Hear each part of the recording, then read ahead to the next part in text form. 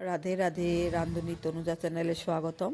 এই গোলসা মাছ বানাবো। এটা ট্যাংরা মাছও বলা যায়। ট্যাংরা মাছটা একটু বড় সাইজে গোলসা মাছ বলি আমরা। তোমরা কি বলো জানি না, আমরা গোলসা মাছ বলি। ডাটা, আলু আর জিরা দিয়ে পাতলা ঝাল বানাবো।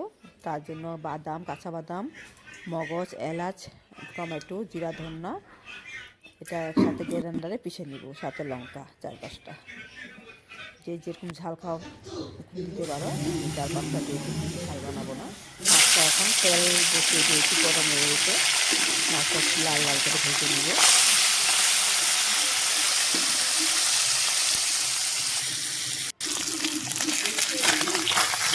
একটু লাল লাল হয়ে গেছে, আরেকটু ভেজে নিব।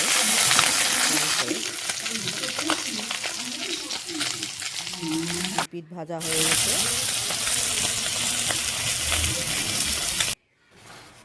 মাছ ভাজার তেলে 5 ফোড়ন আর তেজপাতা সম্বাদ দিব।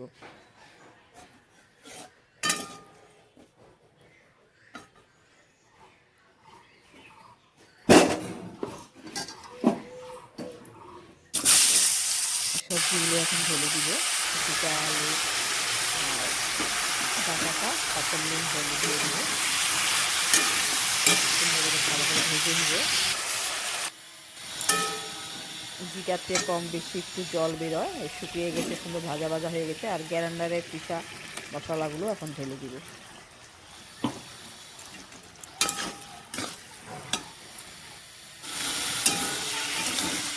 মশলাটা ভালো করে ভাজা ভাজা হয়ে গেছে।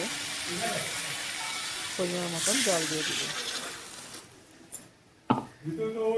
বেশি গাঢ়ও না, বেশি পাতলাও না, পরিমাণ মতন জল দিয়ে দিব।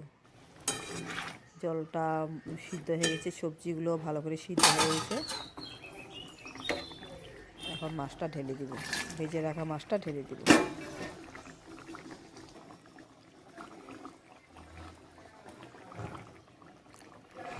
হয়ে গেছে। তোমরা এভাবে বানিয়ে খেতে পারো, ভালো লাগে। রাধে রাধে।